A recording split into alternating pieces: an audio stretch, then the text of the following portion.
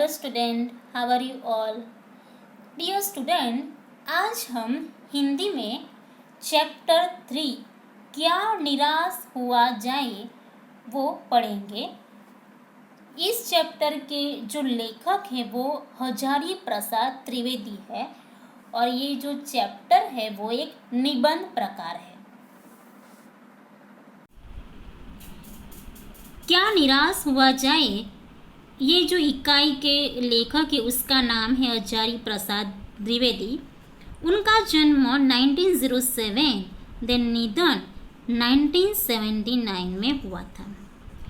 Introduction में हम पढ़ेंगे आचार्य हजारी प्रसाद द्विवेदी का जन्म बलिया उत्तर प्रदेश जिले के दुबे का छपरा नामक गांव में हुआ था। पारिवारिक परंपरा अनुसार संस्कृत का अध्ययन शुरू करके उन्होंने हिंदू काशी विश्वविद्यालय से ज्योतिषाचार्य की परीक्षा उत्तीर्ण की।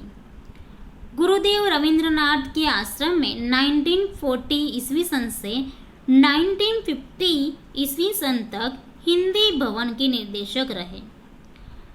तत्पश्चात काशी हिंदू विश्वविद्यालय वाराणसी एवं पंजाब विश्वविद्यालय चंडीगढ़ में हिंदी विभाग के प्रोफेसर तथा अध्यक्ष पद पर कार्य किया।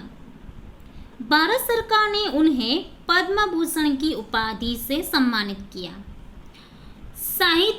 हिंदी साहित्य जगत में द्विवेदी जी एक निबंधकार, उपन्यासकार, समालोचन तथा शोधकर्ता, इतिहासकार के रूप में प्रचलित है।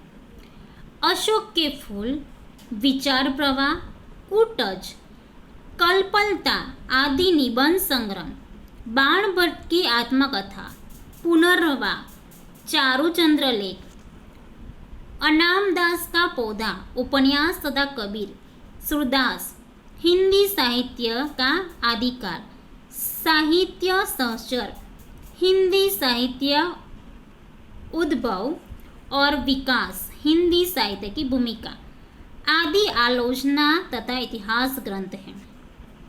प्रस्तुत निबंध में द्विवेदी जी ने यह समझाया है कि तत्कालीन भारतीय समाज में व्याप्त अनादर केवल बाहरी स्तर पर है। वास्तव में आज भी लोग में मानवीय मूल्यों के प्रति आस्था कायम है। अपने जीवन में घटित कुछ घटनाओं के द्वारा बताया है कि हमें निराश नहीं होना चाहिए, अपितु हमें जीवन के प्रति आस्थावान बने रहना चाहिए। सो माय डियर स्टूडेंट, यहाँ पे हजारी प्रसाद द्विवेदी ने हमें इस निबंध प्रकार के लेसन में हमें यहाँ पे कहा गया है, इस जो इकाई का प्रकार है वो निबंध है और इसने हमें यही समझाया है कि जीवन में कुछ भी ऐसी घटनाएं आए तो हमें कभी निराश नहीं होना चाहिए, परंतु हमें जीवन के प्रति आस्थावान बने रहना चाहिए। डियर स्टूडेंट, अब आगे देखते हैं। मेरा मन कभी कभी बैठ जाता है। समाचार पत्र में ठगी, डकैती, चोरी, तस्करी और भ्रष्टाचार के समाचार भरे रहते हैं। लेखक ऐसे कहते हैं कि मेरा मन कभी कभी बैठ जाता है। समाचार पत्र में ठगी, डकैती और तस्करी और भ्रष्टाचार के समाचार भरे रहते हैं। बिकॉज समाचार में तो ऐसे ही समाचार आते रहते हैं और आप लोगों ने भी देखा है। आरोप प्रत्यारोप का कुछ ऐसा वातावरण बन गया है कि लगता है देश में कोई ईमानदार आदमी नहीं रह गया, ऐसे लेखक सोचते हैं। क्योंकि हर रोज न्यूज़ चैनल और समाचार न्यूज़पेपर में भी ऐसे समाचार आते हैं, ऐसे न्यूज़ आते हैं कि कभी कभी हमें भी ऐसा लगता है कि हमें देश में ऐसा लगता है कि देश में कोई ईमानदार इंसान ही नहीं है, हम किस पर भरोसा करें। हर व्यक्ति संदेह की दृष्टि से देखा जा रहा है। जो जितने ही ऊंचे पद हैं उतने ही अधिक दोष दिखाए जाते हैं। इंसान जितना ही ऊंचा उड़ेगा, लोग उतने ही ऊंचे उनके बारे में ऐसे कई बातें करते रहेंगे। एक बहुत बड़े आदमी ने मुझसे एक बार कहा था कि इस समय सुखी वही है जो कुछ नहीं करता। लेखक को एक बार ऐसा एक आदमी ने कहा कि लेखक ने कहा कि मुझे ऐसा कहा कि इस समय सुखी वही इंसान है जो कुछ करता ही नहीं। जो कुछ भी करेगा उसमें लोग दोष खोजने लगेंगे। यानी कि इंसान मनुष्य है जो कुछ ना भी कुछ काम करेंगे, कुछ ऊंचे पद पर काम करेंगे, तभी लोग उनके बारे में दोष तो निकालते ही रहेंगे। उसके सारे गुण भुला दिए जाएंगे और दोषों को बढ़ा चढ़ाकर दिखाया जाएगा। जैसे कि मनुष्य ने 10 काम में से 9 काम अच्छा किया हो और अगर एक 10वां काम उन्होंने कुछ ऐसा कर दिया हो तो सभी लोग वो 9 काम जो किए अच्छा वो बातें नहीं करेंगे, लेकिन जो एक काम उन्होंने बुरा किया तो पूरे समाज में उसके बारे में ऐसा डंका फैलाया जाएगा, उसके बारे में गलत गलत बातें करेंगे। क्योंकि दोष किसमें नहीं होते हैं, सभी कोई भी इंसान सर्वगुण संपन्न नहीं होता, बराबर। तो यहाँ पे ऐसा कहा गया है कि दोष किसमें नहीं होते। यही कारण है कि हर आदमी दोषी अधिक दिख रहा है, गुणी कमियां बिल्कुल ही नहीं।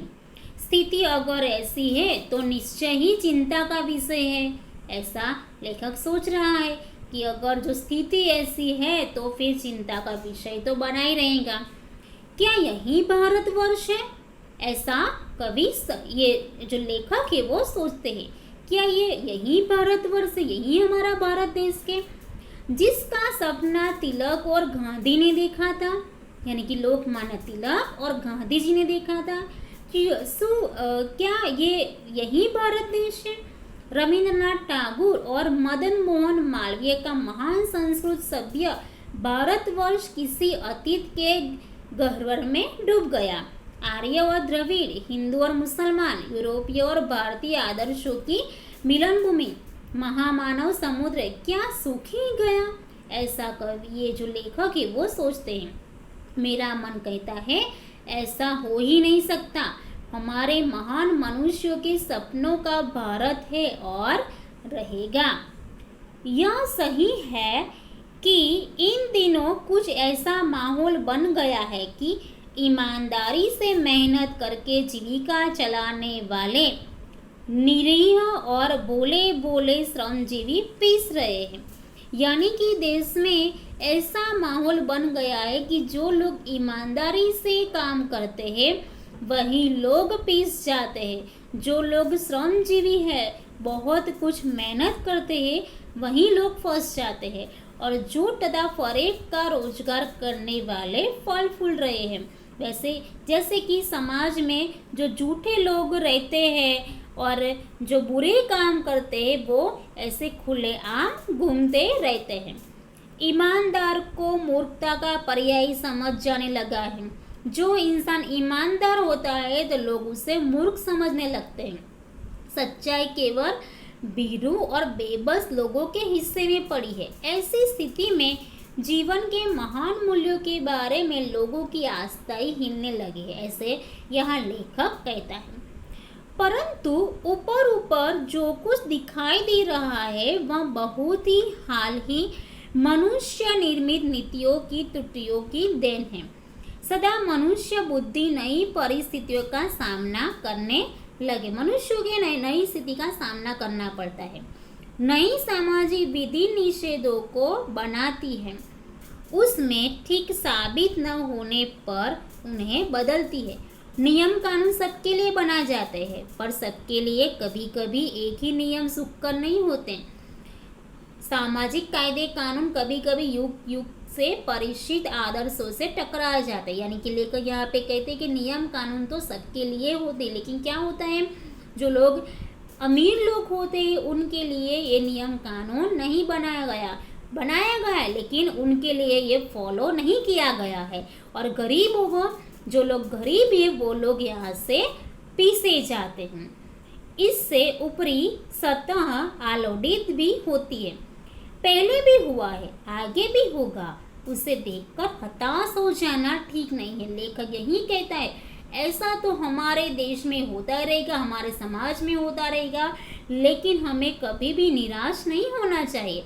हमें सदैव हिम्मत रखनी चाहिए और आगे बढ़ना चाहिए। भारतवर्ष ने कभी कभी भौतिक वस्तुओं के संग्रह को बहुत अधिक महत्व नहीं दिया था। उसकी दृष्टि से मनुष्य के भीतर जो महान आंतरिक तत्व स्थिर भाव से बैठा हुआ है वही चरम और परम है। ऐसा कहा है कि भारतवर्ष ने कभी कभी भौतिक वस्तुओं के संग्रह को बहुत महत्व नहीं दिया। जैसे कि हमारे देश में इतनी सारी चीज़ें पड़ी रहती, लेकिन हमारे लोगों उनको ज़्यादा महत्व नहीं देते, और बाहर की कंट्री के लोग आते हैं और उन लोगों को वही चीज़ें उनको सोना दिखाई देता है, वो लोग यहाँ से अपने देश में ले जाते हैं। उनकी दृष्टि से भारत के भीतर जो महान आंतरिक तत्व स्थिर भाव से बैठा हुआ है वही चरम और परम है। लोभ, मोह, काम, क्रोध आदि विकार मनुष्य में सब स्वाभाविक रूप से विद्यमान है। मनुष्य के अंदर के लोभ, मोह, काम, क्रोध तो ये सब कुछ तो भरा हुआ है, पर उन्हें प्रधान शक्ति मान लेना और अपने मन तथा बुद्धि को उन्हीं से इशारे पर छोड़ देना बहुत निकृष्ट आचरण है। भारतवर्ष ने कभी कभी उन्हें उचित नहीं माना। उन्हें सदा संयम के बंधन से बांधकर रखने का प्रयत्न किया है, परंतु भूख की उपेक्षा नहीं की जा सकती, बीमार के लिए दवा की उपेक्षा नहीं की जा सकती, गुमराह को ठीक रास्ते पर लाने के लिए उपायों की उपेक्षा नहीं की जा सकती। ऐसा यहाँ हमें लेखक कहते हैं। हुआ यह कि इस देश के कोटि कोटि दरिद्र जनों की हीन अवस्था को दूर करने के लिए ऐसे अनेक कायदे कानून बनाए गए हैं जो कृषि उद्योग, वाणिज्य, शिक्षा और स्वास्थ्य की उपस्थिति को अधिक उन्नत और सुचारू बनाने के लक्ष्य से प्रेरित है। परंतु जिन लोगों को इन कार्यों में लगना है उनका मन हर समय पवित्र नहीं होता। प्रायः वे ही लक्ष्य को भूल जाते हैं और अपनी सुख सुविधा की ओर ज़्यादा ध्यान देने लगते हैं कि इतनी सब कुछ उनको सत्ताएं दी गई है, लेकिन क्या करते हैं वो लोग अपने बारे में ही सोचते रहते हैं, दूसरों के बारे में नहीं। व्यक्ति चित्त सब समय आदर्शों द्वारा प्रचलित नहीं होता। जितने बड़े पैमाने पर इन क्षेत्रों में मनुष्य की उन्नति के विधान बनाए गए, उतनी ही मात्रा में लोभ, मोह जैसे विकार भी विस्तृत होते गए। जैसे जैसे मनुष्य ज़्यादा पैसे कमाने लगे वैसे वैसे ज़्यादा लोभी बनते गए हैं, लक्ष्य की बात को भूल गए, यानी कि कोई ईमानदार से काम नहीं करता। आदर्शों को मजाक का विषय बनाया गया और संयम को दकियानुसी मान लिया गया। परिणाम जो होना था वो हो रहा है। यह कुछ थोड़े से लोगों के बढ़ते हुए लोभ का नतीजा है। जो लोग लोभी हैं, जैसे कि 10 जो इंसान है, 10 जो ऑफिसर होते हैं, वो जो 5% होते हैं वो अच्छा काम करते हैं, और जो 5% होते हैं वो ऐसे लोभ करते हैं कि अपने घर में अपनी तिजोरियाँ वो लोग भरे रहते हैं, और उन्हीं की वजह से ये सब कुछ होता है। परंतु इसे भारतवर्ष के पुराने आदर्शों और भी अधिक स्पष्ट रूप से महान और उपयोगी दिखाई देने लगे हैं। भारतवर्ष सदा कानून को धर्म के रूप में देखता आ रहा है। आज एकाएक कानून और धर्म में अंतर कर दिया है। जैसे कि पहले में भारतवर्ष जो था वो कानून को क्या मानता था, धर्म के रूप में मानता था, लेकिन आज क्या हुआ है, एकाएक धर्म और कानून दोनों के बीच में अंतर दिया गया है। धर्म को धोखा नहीं दिया जा सकता, कानून को धोखा दिया जा सकता। यही कारण है कि लोग धर्म भीरू है, वे कानून की त्रुटियों से लाभ उठाने में संकोच नहीं करते। इस बात के पर्याप्त प्रमाण खोजे जा सकते कि समाज के ऊपरी वर्ग में चाहे जो भी होता रहा हो, भीतर भीतर भारतवर्ष अब भी यह अनुभव कर रहा है कि धर्म कानून से बड़ी चीज़ है। अब भी सेवा, ईमानदारी, सच्चाई और आध्यात्मिकता के मूल्य बने हुए हैं। सभी लोग, सभी इंसान एक जैसे नहीं होते। जैसे कि जो 5% अच्छे लोग होते हैं वो लोग सेवा और ईमानदारी में मानते हैं, और सच्चाई के नेक सच्चाई के रास्ते पर वो लोग चलते हैं। वे दब अवश्य गए हैं लेकिन नष्ट नहीं हुए। आज भी वही मनुष्य से प्रेम करता है, महिलाओं का सम्मान करता है, झूठ और चोरी को गलत समझता है, दूसरों को पीड़ा पहुंचाने को पाप समझता है। कहीं दुनिया में ऐसे लोग भी होते हैं कि उनको दूसरों का जो दुख होता है वो दुख तो नहीं लेते, लेकिन उनकी पीड़ा जो होते है वो पीड़ा को महसूस करते हैं। हर आदमी अपने व्यक्तिगत जीवन में इस बात का अनुभव करता है। समाचार पत्रों में जो भ्रष्टाचार के प्रति इतना आक्रोश है वह यही साबित करता है कि हम ऐसी चीज़ों को गलत समझते हैं और समाचार में उन तत्वों को प्रतिष्ठा कम करना चाहिए जो गलत तरीके से धन या मान संग्रह करते हैं। दोषों का पर्दाफाश करना बुरी बात नहीं है। बुराई यह मालूम होती है कि किसी के आचरण के गलत पक्ष को उद्घाटित करते समय उसमें रस लिया जाता है और दोषोद्घाटक को एकमात्र कर्तव्य मान लिया जाता है। बुराई में रस लेना बुरी बात है, अच्छाई को उतना ही रस लेकर उजागर न करना और भी बुरी बात है।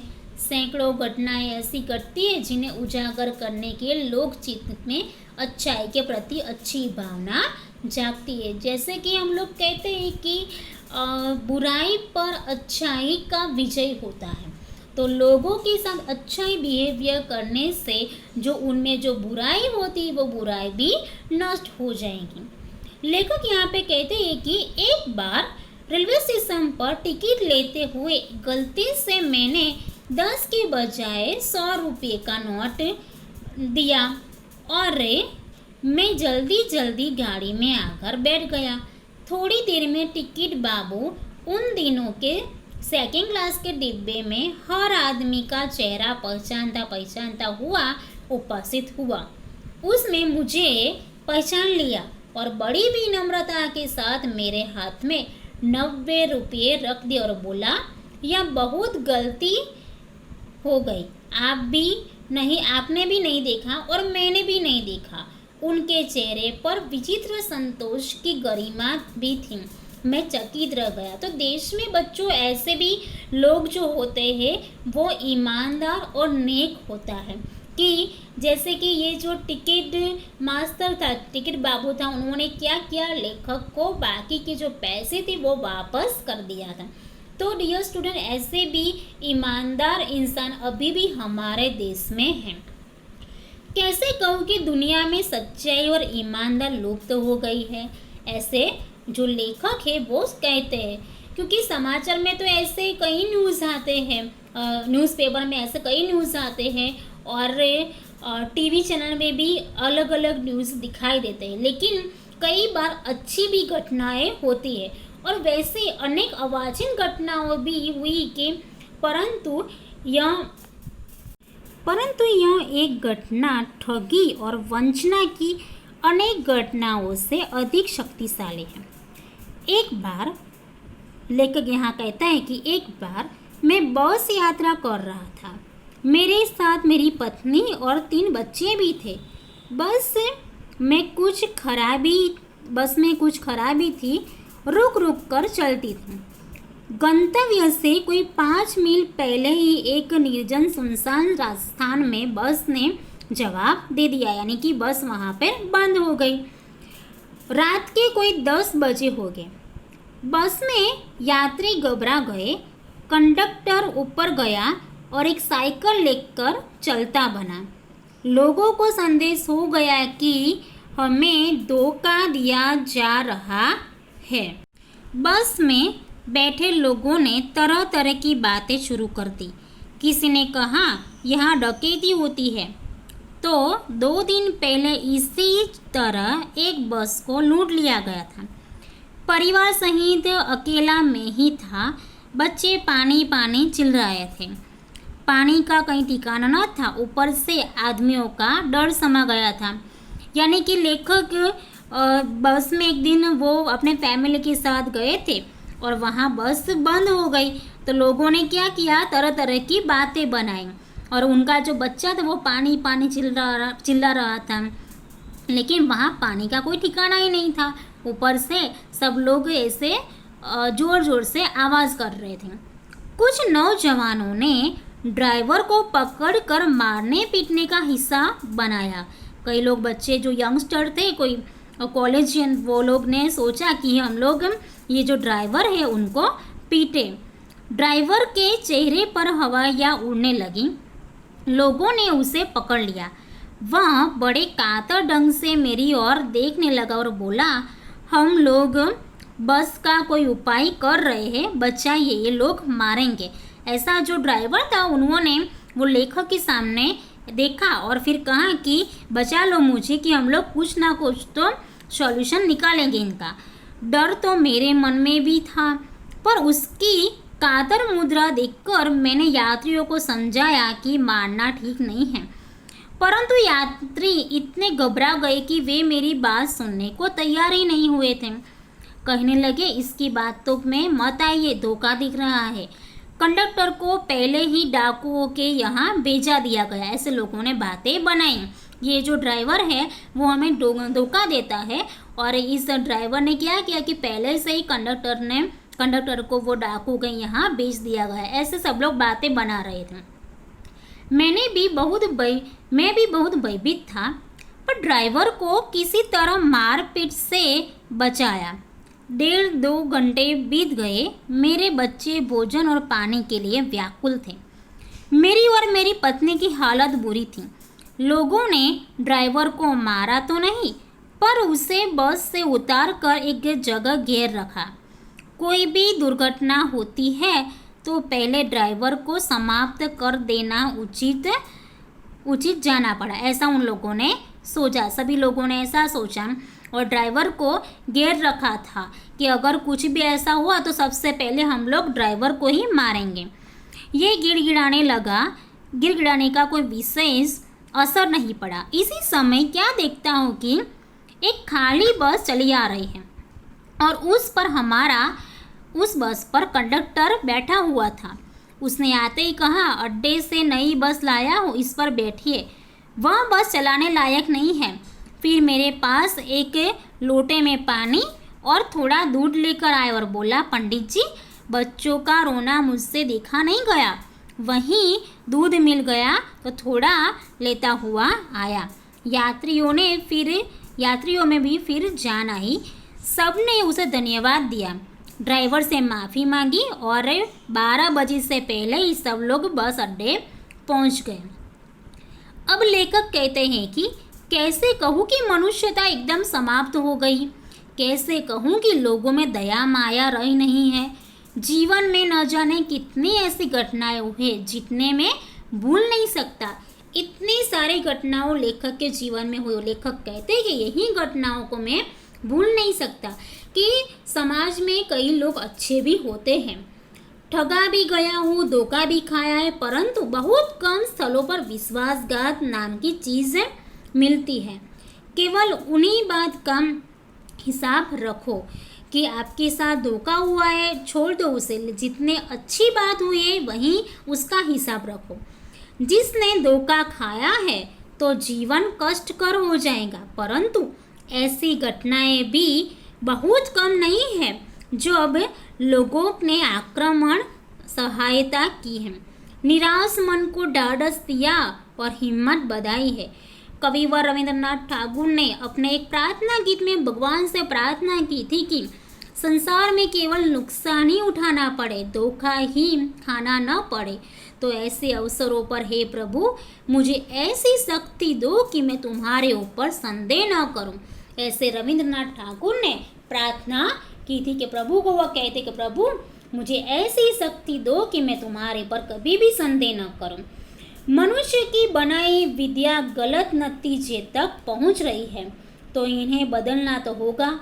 वस्तुतः आए दिए इन्हें बदला ही जा रहा है, लेकिन अब भी आशा की ज्योति बुझी नहीं है कि महान भारतवर्ष को पाने की संभावना बनी रहती है।